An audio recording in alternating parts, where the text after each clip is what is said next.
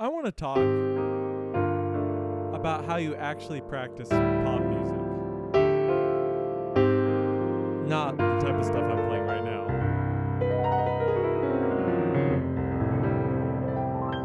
So let's get into it.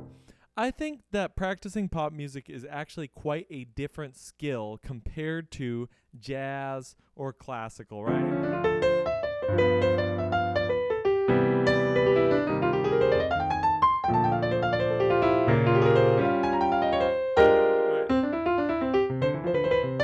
All of those involve basically picking some detail and being very, very nitpicky with it and doing it over and over and over and over again. Now, can you do that in pop music? Of course you can. But I think the essence of practicing pop music is very different than that type of practicing. Now, again, there are certain pop songs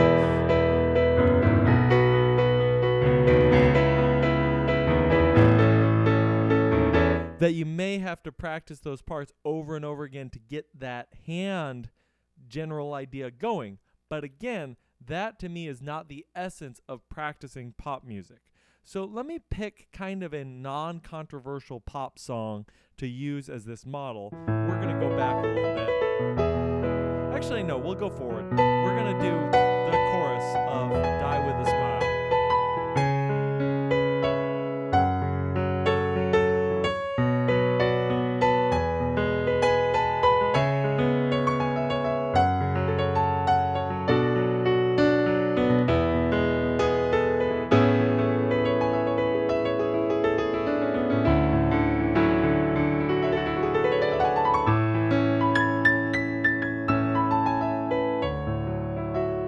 All right, let's say you want to practice this.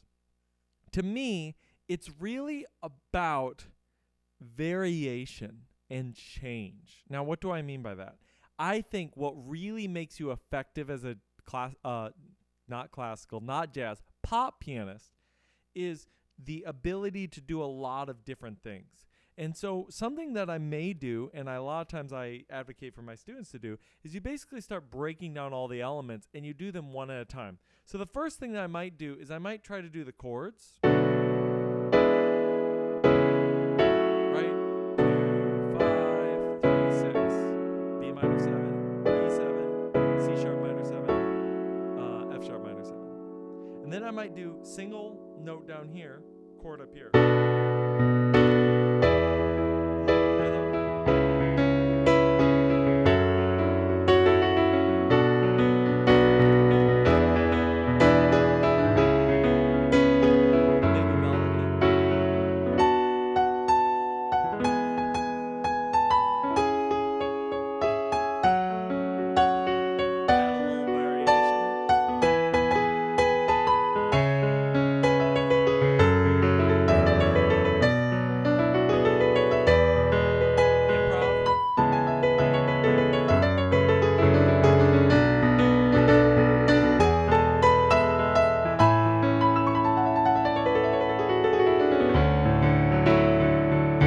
Okay, I'm already off to the races. Let me break that down a little bit. So in essence, you have, let's see, how many things? You have the chords, you have the melody, and then you have the theory behind all that, and then you have improv. So, and actually style. Okay, let's do 5 things. 5 things. So let's go one thing at a time. For Die With a Smile, in that chorus, you got the chords. Could you play the chords with your left hand like this? Yes, of course you can. You could also play like this. You could also play them in inversions, right? You could also play them in style, right? That'd be changing the time signature, but whatever.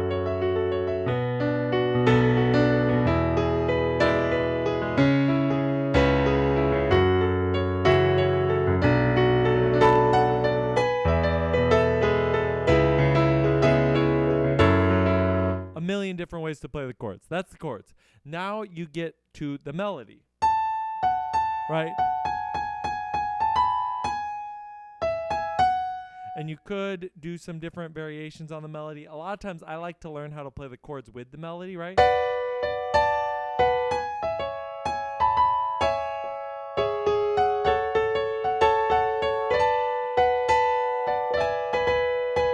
makes it really helpful to do a lot of stuff. Then you get into the theory behind it. Okay, maybe you started here, but A major, right? 1, 2, 3, 4, 5, 6, 7, 1. As seventh chords. 1, 2, 3, 4, 5, 6, 7, 1. Now, what this does, why are we doing this? It's because then we can speak the language of the song, and then we actually have something to improvise with, right? Especially like you can work on just the chord notes, right?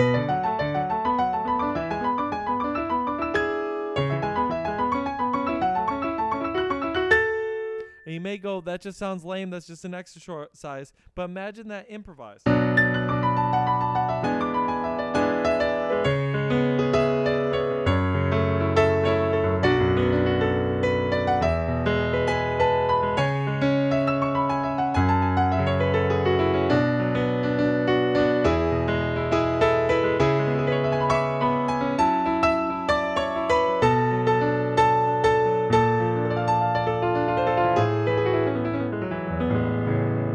That's the other thing that theory starts to play a role is substitutions, but that is for a different video. I don't want to do that right now because this is already getting kind of crazy.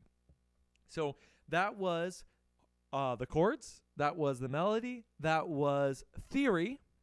Now let's talk about improv. That's where you just take all this stuff and you mix it up, right?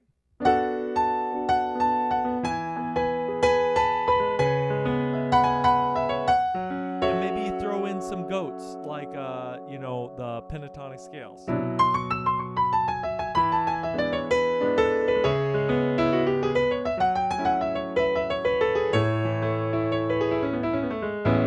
Right.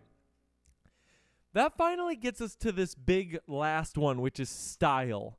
And what I realized actually teaching a lot of students is that people really don't ever teach you how to play pop style correctly. And a lot of it is probably because it is something that you can't really learn just by, being told exactly what to do. You have to listen. There's all these very subtle things. So let's think about that style for a second. It's first all in 6/8, right? 1, 2, 3, 4, 5, 6. 1, 2, 3, 4, 5, 6. A little bit of emphasis on those, right?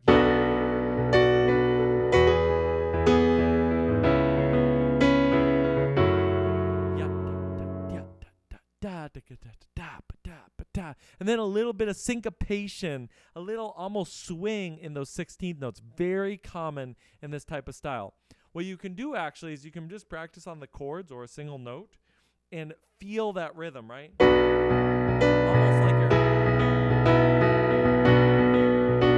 Almost like you're a drummer, right?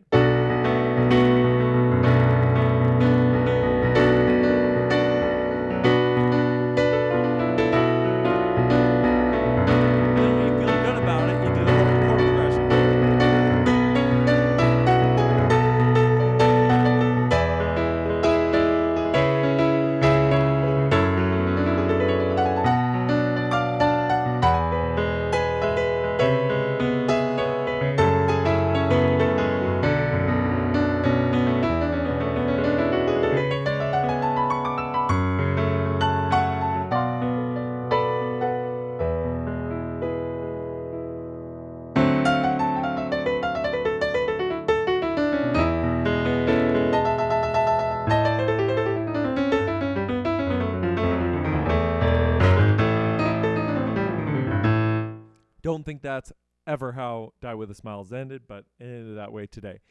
All right, so these are all the different things, and I realize that I kind of have completely gone in a different direction with this. I didn't really dwell too much in the differences of practicing classical and pop and jazz because I wanted to dive so much into this pop style.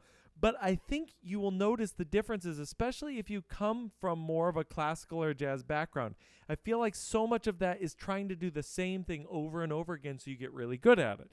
Now, does that have a place in practicing pop? It does, but there's so much about pop that's about being versatile, understanding where you're going and adapting and just kind of going with the vibe of it, that in many ways, practicing all these variations can really, really help you come up with something very special. I am going to demonstrate by hacking my way through Die With a Smile. I don't know the bridge. I barely know the verse, so hang with me, but hopefully you get the feeling and the vibe that I'm going for.